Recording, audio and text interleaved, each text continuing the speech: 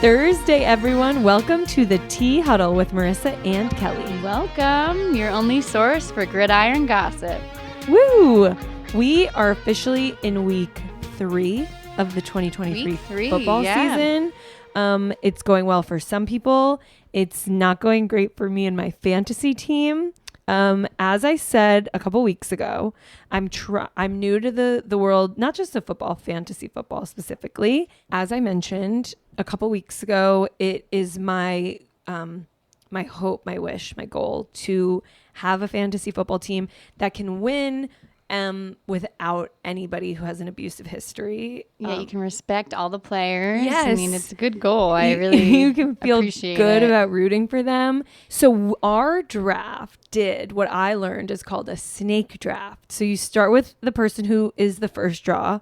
We had 10 people, so it goes to 10, and then it turns right around, and the person who's number 10 goes again. So you're picking back to back. I was pick 9, I think. So I made my first pick.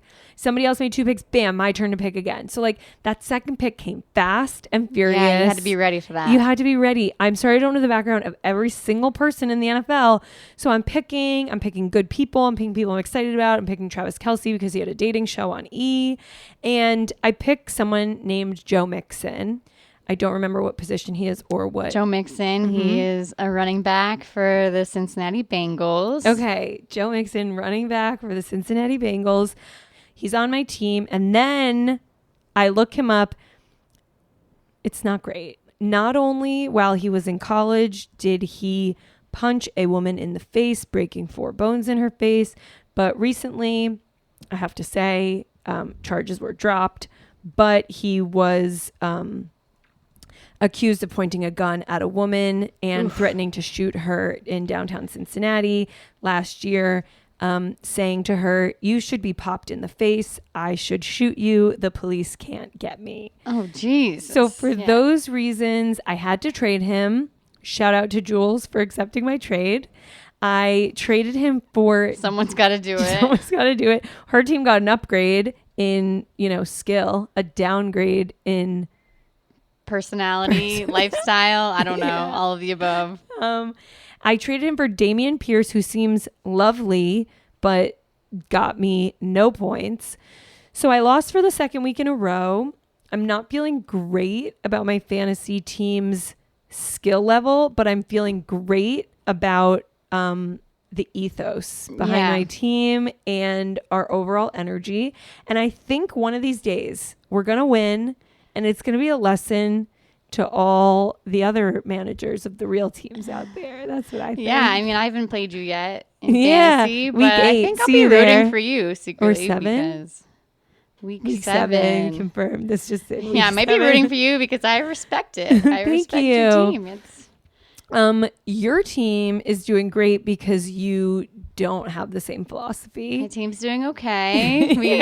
I may have chosen some players that I did not do a background check on, to say the least, who are very good players, and I'm very happy with the scores that they've given me. Lots of points. Lots of points. Lots of controversy. But yeah, when I went to go, look them up, and there's a lot of information out there. One of those players is Tyreek Hill, who is a wide receiver for the Dolphins, and he has gotten me lots of points in the past. I mean, I think the Patriots kind of figured out how to slow him down a little bit compared to last week. But still, he's a good player. I'm getting a lot of points. I hear he's fast. He's the fastest guy in the NFL. Yeah, he scores a lot of touchdowns. He's quick. But he has a bad history. He sure does, allegedly. Reputation, but I think it's more than that. I think it's actual. I know that his story begins, I think it was while he was in college. Yes, it was in college. There was a lot of hope for the young man. He had a pregnant girlfriend who he punched in the stomach and got arrested for. And that's pretty bad. Yeah, we was don't pregnant love that. with his son, and no one wants to see that. I think he's still with that same girlfriend, wife. I think so too. Yeah, so they're going strong. Unfortunately, so all that happened when he was at Oklahoma State University.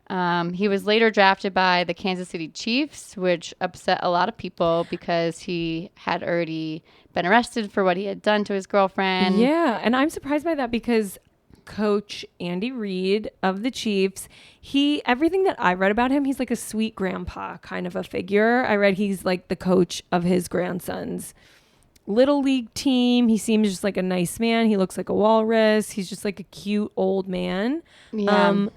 I would hope that he would not want this kind of a person on his team, but I think he's really good at football. Yeah, so. he was I think they waited until the last, like the 5th round pick, and he wasn't picked then, and Kansas City Chiefs went for it. Yeah, so now he's no longer on the Chiefs. He plays for the Dolphins. And he's having a good season so far. Yeah, they have.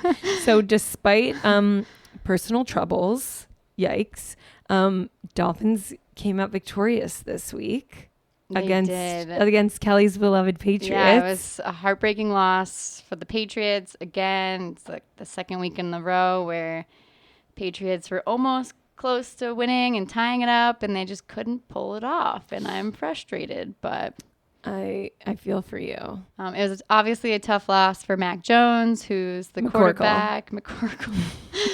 No, it's Mac. McCorkle. Enough.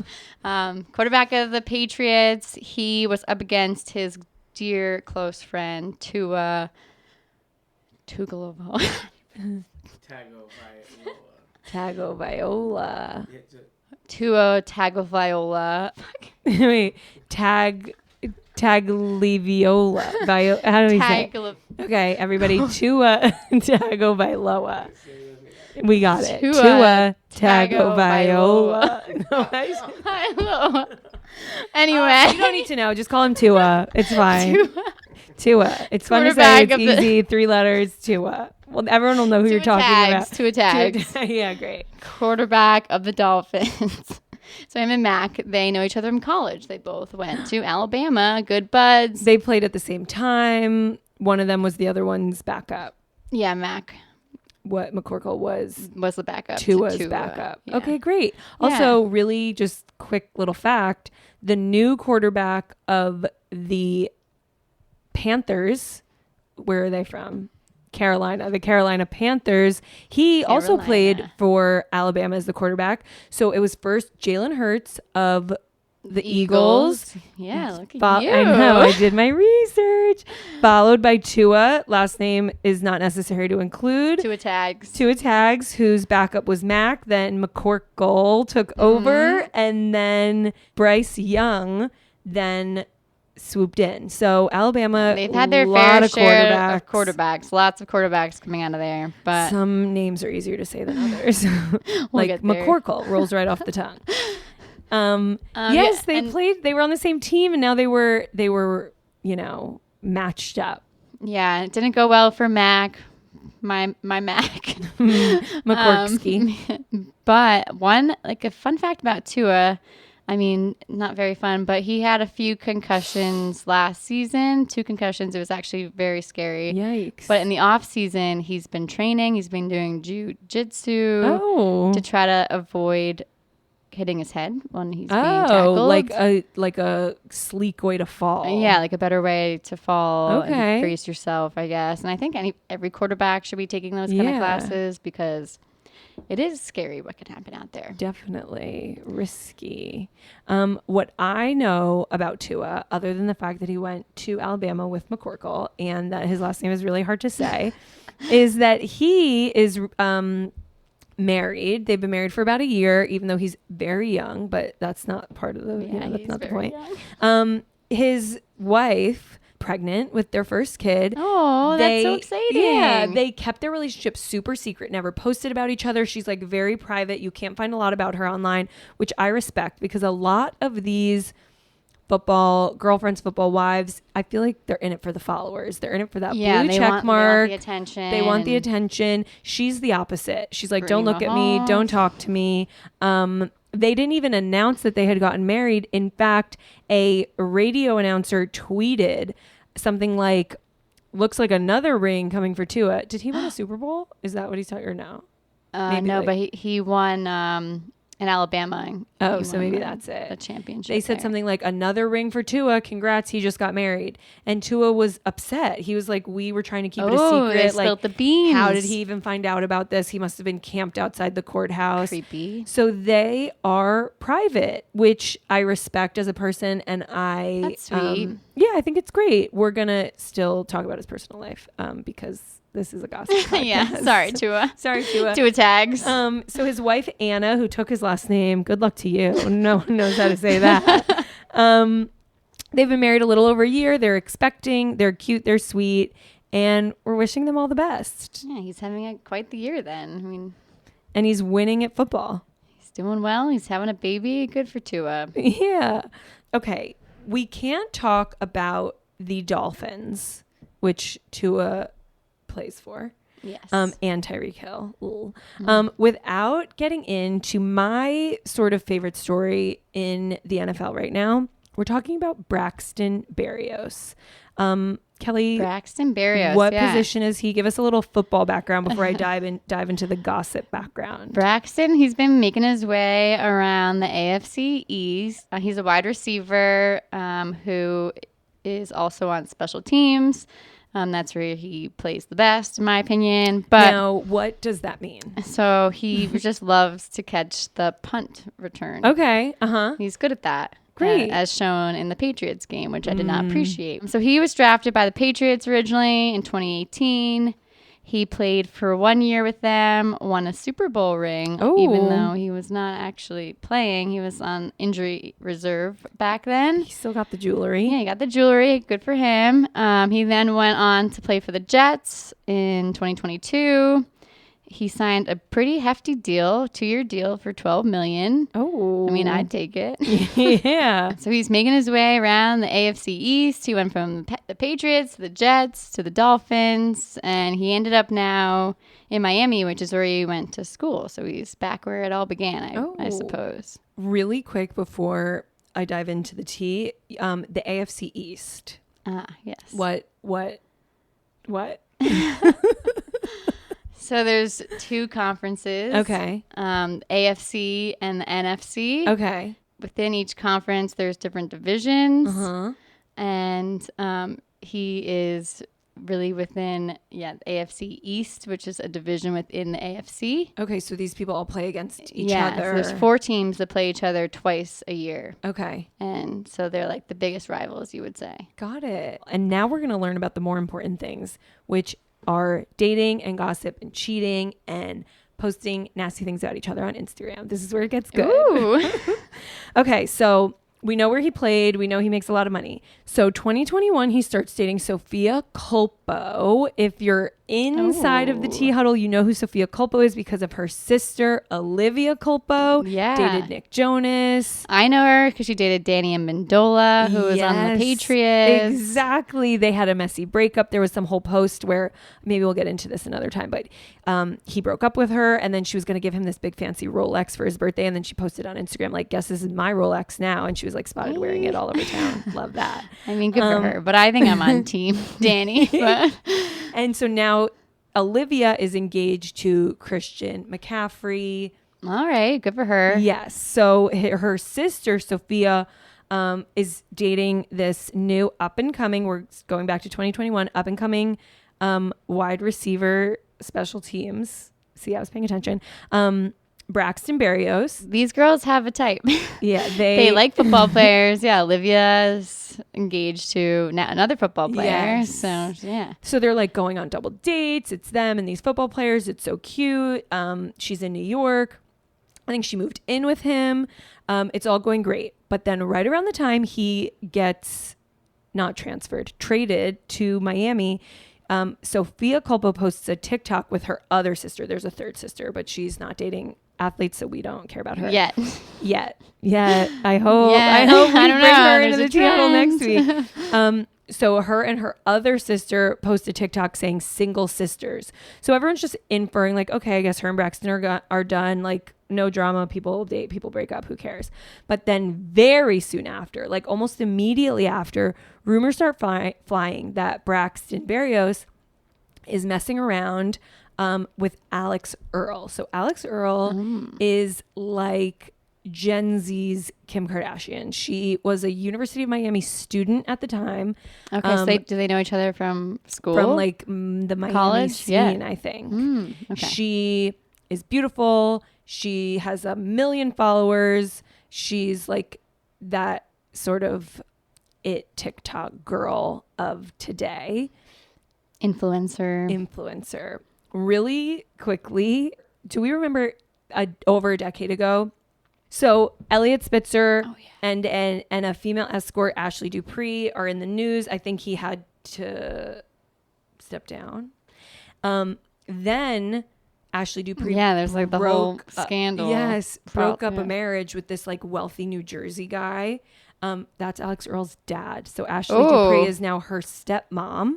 Okay. And so they post all the time on TikTok, her and her mom and her stepmom. There's a lot of drama going on around this family, but I feel like but I'm here for it. Huddle loves it. Anyway, so Alex Earl and Braxton Berrios, they're like seen out and about in Miami. So rumors are flying. Then Sophia Culpo, out from the woodwork, posts a TikTok with the caption, and I quote, "Give it a few, but call me when the love bombing ends. I got you. Hashtag girl talk.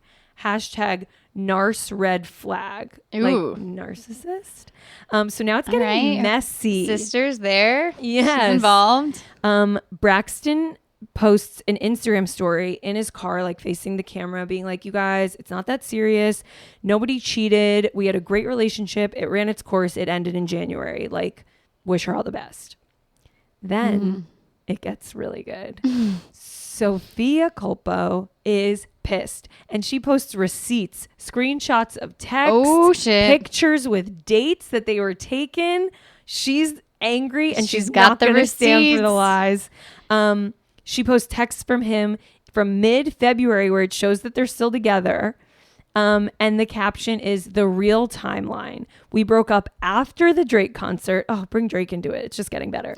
We broke up after. She has details and she's letting everybody know. Yes. And she's not going to stand for his "it was all good, no drama." She's like, "Actually, there was drama and it's all your fault. We broke up after the Drake concert, Super Bowl weekend." So apparently he was seen making out with somebody else Super Bowl weekend. People thought he had moved on, but and they were still dating then. They were, but so he's saying they were not still dating. She's saying they were still dating. She said in the caption, "Not bitter. In fact, I know the situation has been one of my biggest blessings. I wish everyone in this situation all the best, including myself, which is why I'm here to share the truth so I can officially be done with all of this. All love." Self-love. Doesn't sound like all love to me. Yeah, that's a lot of drama. Yes, there's all the pieces you need for a great scandal. There's multiple famous or like quote unquote famous people. There's models. There's athletes. There's TikTok captions. There's posted photos with dates they were taken. It's got everything we need. Since then, he's been seen out and about with Alex Earl again. She was seen making out at the club with somebody else.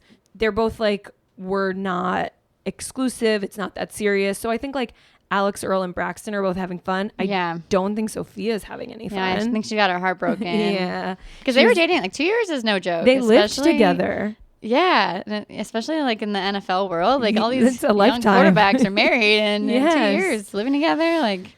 Yeah.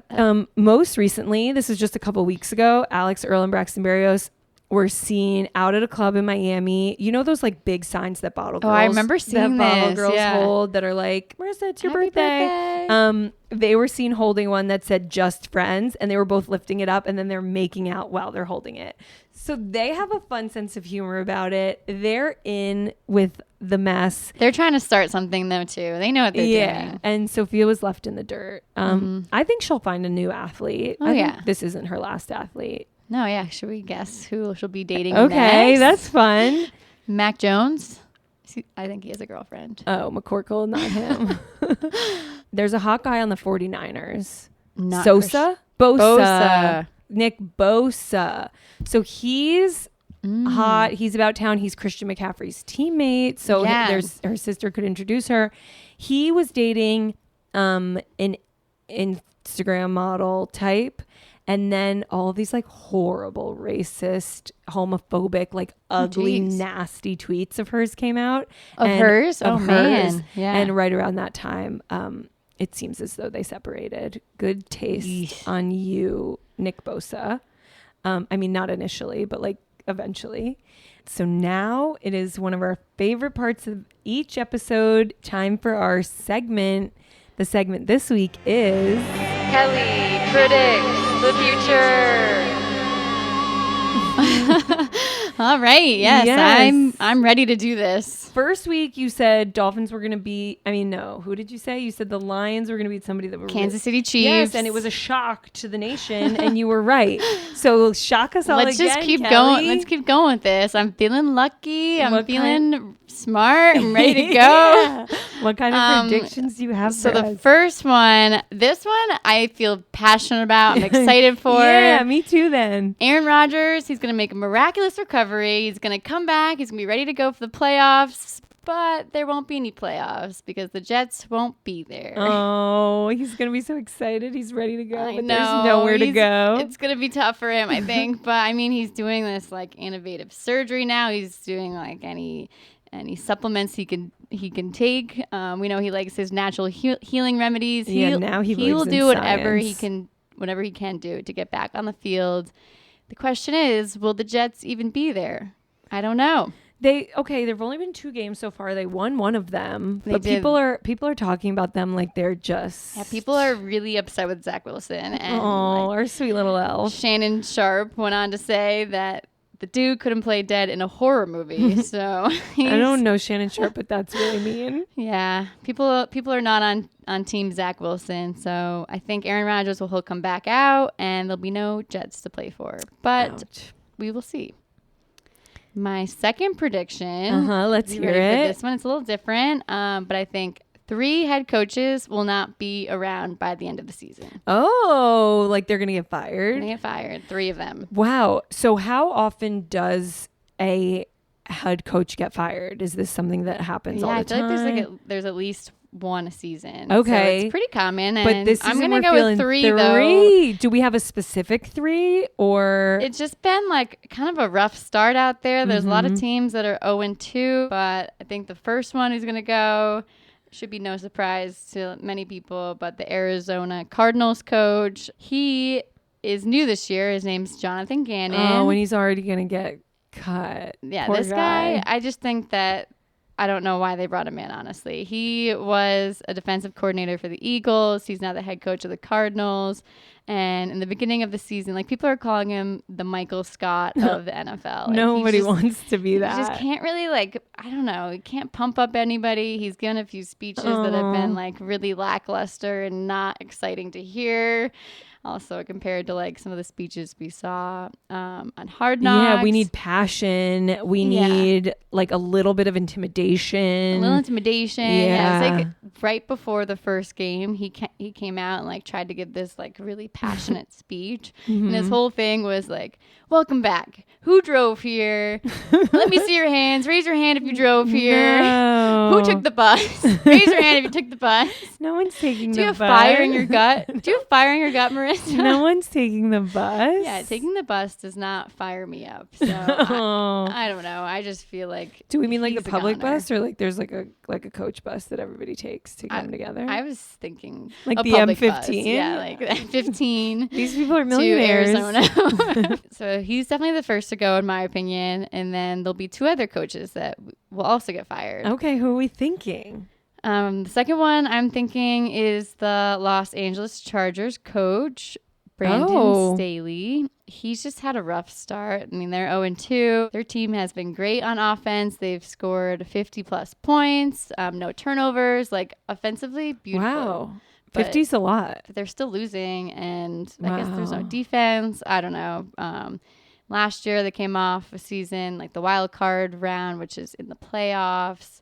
They were winning 27-0, and they ended up losing the game. I just think if it continues, he's out of there. Bye, whatever your name is. I already forgot. Goodbye. Sorry, Chargers. And then the third one, I thought maybe Brian Dable from the New York Giants because he just looks unhealthy to me. Oh, I read an interview with his wife and they just seem cute. And she said she loves his bald head. Oh, okay. That's good. Maybe that's the motivation that took him to win for the Giants to win. They won this week. Yeah. Finally.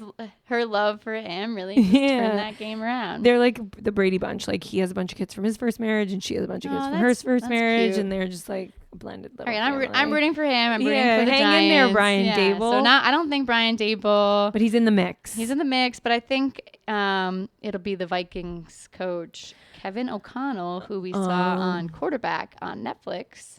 The show on Netflix. Not the quarterback, which is what I hear I've been calling it. It's just quarterback. Just multiple of them. Multiple quarterbacks. But yeah, I think, is it him or is it Kirk Cousins? I think it's him. That's my prediction. I would hope so because I love Kirk Cousins, so don't let it be him. Goodbye, Kevin O'Connell. Wow. Okay, so Kelly calls it. 3 of them are out. We'll be staying tuned to see who they are. And then do you have one more for us? A bold prediction? I mean, it's only week 2, but if I'm going to throw a Super Bowl prediction out there, I'm going to go with the Cowboys, the Dallas Cowboys versus the Baltimore Ravens. That's my prediction. For the Super Bowl? For the Super Bowl. I'm not going to pick a winner yet, but I'm going to go for that matchup. Cowboys-Ravens. It would be so exciting if that was right. I'm feeling good about it. We'll play this tape back. And everybody tune in next year and make some bets. But okay, the Cowboys, yes, they crushed. Cowboys are looking good. The first week, they just demolished the Giants. That much I remember. I forget what happened already this week. The Giants, Jets. I mean, not the hardest. Oh, the Jets again. Teams so far, but they're looking fire. Yes, Dak Prescott. I know him because he's attractive and he's their quarterback. And I think he's going to keep it as long as nobody gets hurt, knock on wood. He's got it. Okay, so Kelly's calling it to be the Cowboys and the Ravens. I feel like, what if it's the Ravens and the Dolphins? Oh, that's not possible, Marisa. I'm sorry to say. Oh, no. Because we learned about that. I love it, but divisions. It's 2 different conferences. Actually. Okay, so there's the conferences. The NFC and then within the conferences are the divisions. Exactly, yeah. Okay. And so you could have them play each other in the playoffs. Okay, they're going to play everybody. They're going to play each other in the playoffs. All right, I like it. And then the Ravens will win. And they'll play against the Cowboys. Exactly. And then we're both right. All right, yeah, let's do it. Everybody wins except for whoever else is in that division. They've lost conference, whatever. You guys get it. All right. Well, these are 3 predictions that we can check back in with throughout the season. And when it's a Cowboys-Ravens Super Bowl in 16 weeks, however many weeks it is. You know who to call. Yeah. Step into the T Huddle. All right. It's that time of day. It's time for the Final Goss. Final Goss. What do you have for us this week, Marisa? The Final Goss this week is about Bucks QB Baker Mayfield. Kelly, tell us a little bit about who this man is before I get into the goss. Baker Mayfield, yes. He is a quarterback. He was the first overall pick in the 2018 draft. He was picked by the Cleveland Browns. He played there for a while. Last year, he was traded to the Panthers. He lost game 1 against his alma mater, the Browns, which is very embarrassing, hard to watch. Ouch. And then he was traded again to the Los Angeles Rams. So he bounced around quite a bit last year. And now he is with the Tampa Bay Buccaneers. So he's been moving around. He's can't seem to find a team that wants him, that he can play for.